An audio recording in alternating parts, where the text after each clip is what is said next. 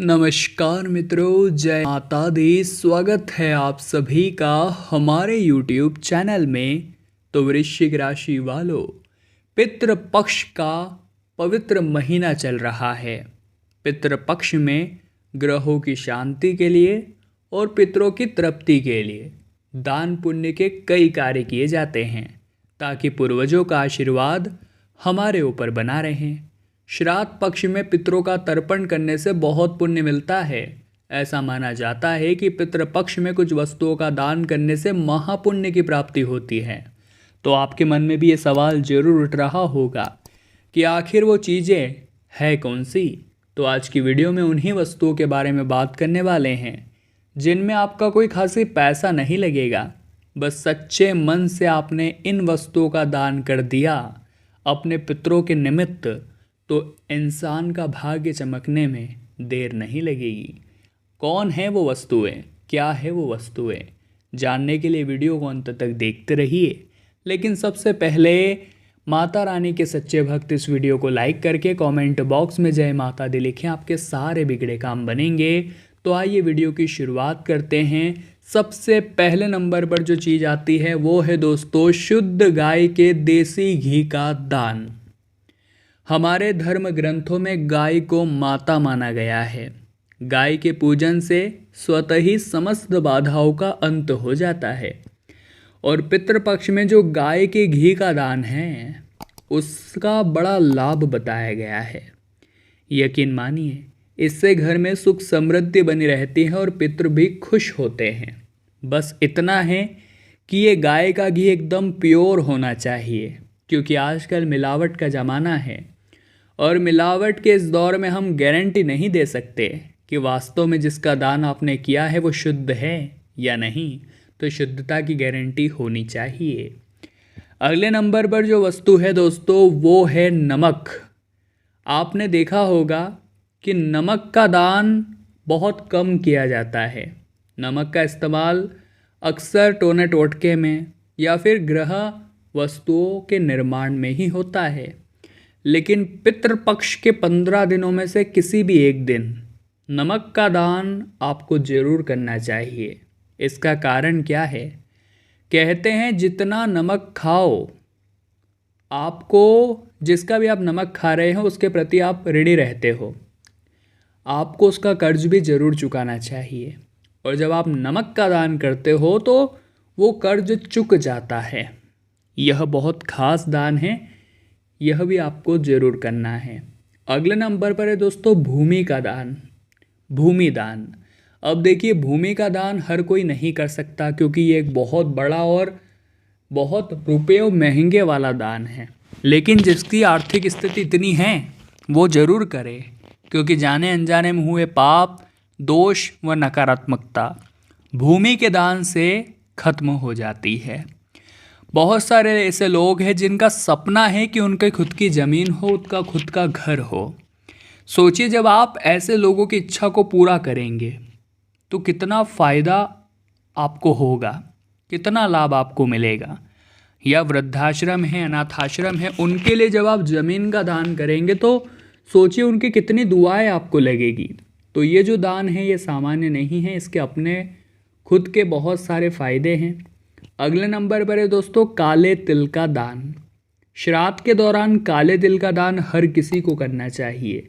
अगर आपके पास खूब पैसा नहीं है तो मात्र 1 मुट्ठी काले तिल का दान आप कर दीजिए। ऐसा कहा जाता है काला तिल संकट और विपदाओं से हमारी रक्षा करता है।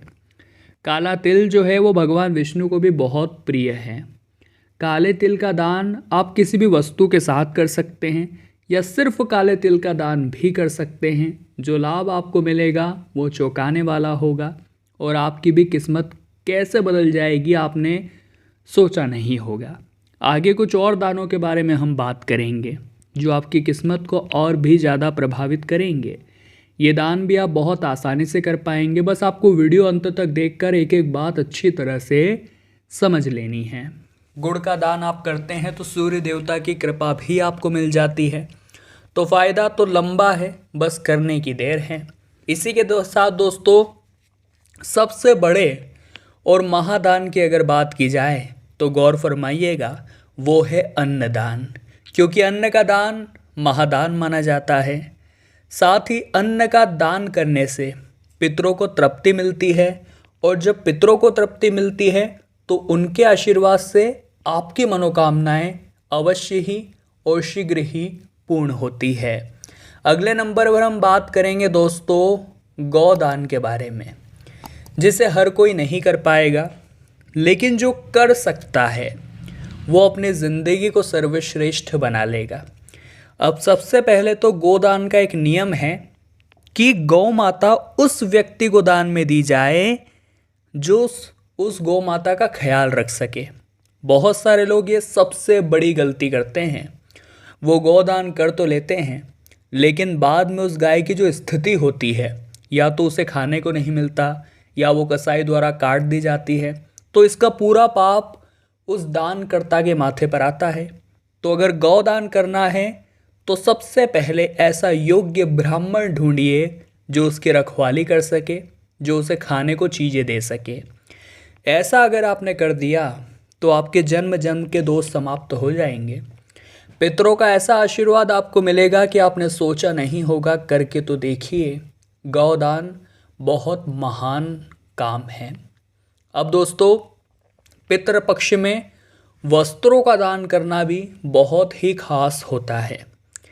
इस समय में पितरों के निमित्त किसी भी व्यक्ति के योग्य पहनने वस्त्र, धोती, कुर्ता, गमछा, आप इनका दान करिए। इसके साथ ही जूते चप्पल का दान आप कर सकते हैं, छाते का दान आप कर सकते हैं। इससे किसी व्यक्ति के ऊपर अगर पितृदोष होता है, राहु केतु का दोष होता है, तो वो चीज़ें बहुत जल्दी उसके सर पर से हट जाती है। ये बहुत ही बढ़िया बात है। अगले नंबर पर हम बात कर रहे हैं दोस्तों बहुत ही शानदार दान के बारे में, जिसके बारे में सुनकर आपके भी होश उड़ जाएंगे, और वो है चाहे आप किसी को पैसे दे या ना दे, चाहे आप किसी के लिए कुछ करें या ना करें, परंतु अपने अंदर मानवता का भाव जरूर रखना है। देखिए, दान करना अच्छी बात है, लेकिन ये जरूरी नहीं कि हर व्यक्ति दान कर पाए, क्योंकि सबकी आर्थिक स्थिति एक जैसी नहीं होती। बहुत सारे लोगों के पास तो पैसा बचता ही नहीं है और महीने के अंत तक उन्हें दान की ज़रूरत पड़ जाती है। कहने का सीधा तात्पर्य है कि हमें सबसे पहले खुद के चरित्र को सही बनाना है। अगर हमारे सामने कुछ अन्याय हो रहा है तो हम उसे तुरंत रोकें। हमारे सामने कोई व्यक्ति रो रहा है तो हम उसके आंसू पोंछे, इससे बड़ा दान और कोई नहीं हो सकता। हमारे सामने किसी पशु पर अत्याचार हो रहा है तो हम उसके खिलाफ आवाज़ उठाएं। हम हमारे घर की और बाहर की महिलाओं का आदर सत्कार सम्मान करें। ये हमारा सबसे पहला कर्तव्य, ये हमारी सबसे पहली जिम्मेदारी है। और मान लीजिए आप अपने पितरों को याद नहीं करते, अगर आप उनके सेवा नहीं करते, आप उनका स्मरण खास तौर पर पितृपक्ष में नहीं करते, तो आपको शर्म आनी चाहिए, क्योंकि 365 दिन में से मात्र 15 दिन होते हैं जो पितरों को समर्पित होते हैं, और उन पितरों की वजह से ही आप आज इस धरा पर मौजूद हैं। तो 15 दिन ही अगर आप उन्हें याद कर लेंगे तो उन्हें लगेगा कि अभी भी आपके मन में उनके लिए कुछ है, और जाते जाते आपको ऐसा आशीर्वाद वो देकर जाएंगे कि पूरा साल चमक जाएगा। घर में सुख, समृद्धि, धन, यश, वैभव का वास होगा। बस अपने पूर्वजों का ज़रा ख्याल रखिए। उनके निमित्त ब्राह्मण भोज किसी को करा दीजिए। उनके निमित्त हो सके तो छोटा मोटा दान कर दीजिए। गौशाला में जा कर के गौ माता को चंद रुपयों का चारा खिला दीजिए, और अपने मन का भाव सच्चा रखिए कि आप उनके लिए दिल से कर रहे हैं। गौ माता के लिए, कुत्ते के लिए, चींटियों के लिए, कौवे के लिए और देवताओं के लिए भोजन जरूर रखें। इतना आप ध्यान रखें, क्योंकि ये पंचबली अगर आपने कर ली तो ऐसी कृपा पितरों की मिलेगी कि उनकी तृप्ति तो होगी ही होगी। उन्हें इतनी ज़्यादा प्रसन्नता होगी आपसे कि वो आपके हर काम को बना देंगे। आपके जो भी रोड़े आ रहे होंगे वो उन्हें मिटा देंगे। वो आपकी किस्मत में 4 चांद लगा देंगे। बस ज़रूरत है पितरों का ध्यान करने की। आप शनिवार को जाइए और पीपल के पेड़ में जल जरूर चढ़ाइए। ऐसा करने से भी लाभ इंसान को तुरंत देखने को मिल जाता है। तो वृश्चिक राशि वालों, हम भी आशा करते हैं आज की वीडियो से आपने बहुत कुछ सीखा होगा। अगर पसंद आई है तो ही लाइक करिएगा, कमेंट बॉक्स में जय माता दी लिखें और हमारे चैनल को सब्सक्राइब करके बेल आइकन को प्रेस कर लें। अभी के लिए आप सभी को बहुत बहुत धन्यवाद।